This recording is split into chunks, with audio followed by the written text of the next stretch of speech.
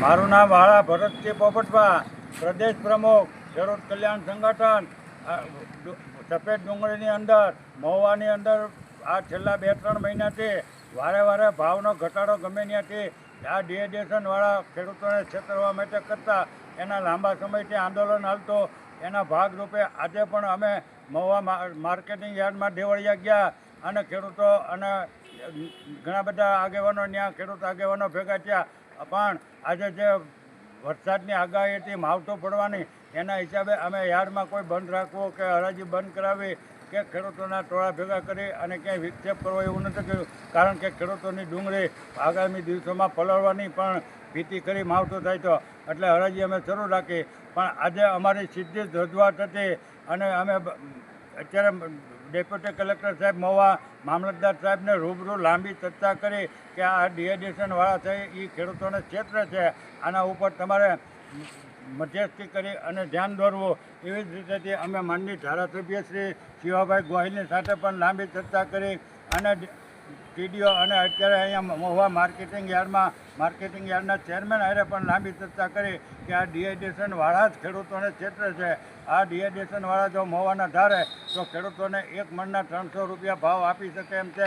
અગાઉ પણ 15 તારીખે આપણે નક્કી કર્યું હતું, એનો ડિહાઇડ્રેશનવાળાએ ભંગ કર્યો. એટલે આજે અમે આવેદન આપ્યું છે. એમાં 170 ડિહાઇડ્રેશનવાળા જે છે એ મોટા ભાગના જે પાણી એનું કેમિકલવાળું કાઢવાનું હોય એ ખોટી રીતેથી અને જમીનમાં ખોટી રીતેથી ઠલવે છે. એટલે એ બિનકાયદેસર છે, એનાથી પર્યાવરણને નુકસાન થાય. એટલે પોલ્યુશન વિભાગ અઠવાડિયાની અંદર તપાસ કરી અને એ તમામ ઉપર કાર્યવાહી કરે. એવી જ રીતે તમામ ડિહાઇડ્રેશનવાળા છે એ શ્રમજીવીઓને જે મજૂરી કરાવે છે એમાં ક્યાંક ને ક્યાંક જબરો ગોટાળો હાલે છે અને 8 કલાકના બદલે 14 થી 16 કલાક કામ કરાવે છે અને મજૂરી અરજી આપે છે. એટલે એમાં પણ શ્રમ રોજગાર વિભાગ અને લગભગ ડિહાઇડ્રેશનવાળામાં અમને જાણવા મળ્યું છે કે ફાયર સેફ્ટીના એ સાધનો બહુ કમી છે. એટલે ફાયર વિભાગ પણ એમાં તપાસ કરી અને એને ડિહાઇડ્રેશન બંધ કરાવે. અને જો રાજકોટવાળી થાય તો શું થાય.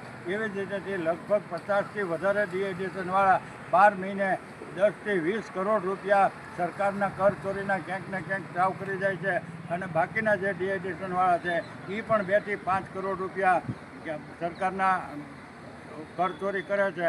એટલે આનો બધાનો ઉકેલ જો અઠવાડિયાની અંદર નહીં આવે તો અમે ખુદ પછી હવે પણ ડિહાઇડ્રેશન સામે ખેડૂત રેડ કરી અને આ ડિહાઇડ્રેશનવાળાને ભાન થાય. કારણ કે એ જો ખેડૂતો આગેવાનોનું ન માનતા હોય અને એને ભાવ આપવા પડતા હોય, વિદેશને સસ્તી ડુંગળી સસ્તી પતરી આપી અને અહીંથી સસ્તી ખેડૂતોને લઈ લેવી અને વિદેશમાં પછી મોંઘીએ વેચવી, આવા ગોરખ ધંધા જો ક્યાંક કરતા છે તો એ બધું પકડાઈ જાય. એટલે અઠવાડિયાની અંદર જો સમાધાન થઈ જાય ને ખેડૂતોને 300 રૂપિયાનો ભાવ મળો.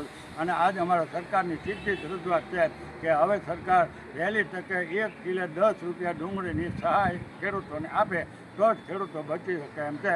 નહીંતર આ સરકાર છે એ ખેડૂતોને કાંઈ ન આપે તો ખેડૂતો ડુંગળીમાં પાયમાલ થઈ જવાના છે અને આવતા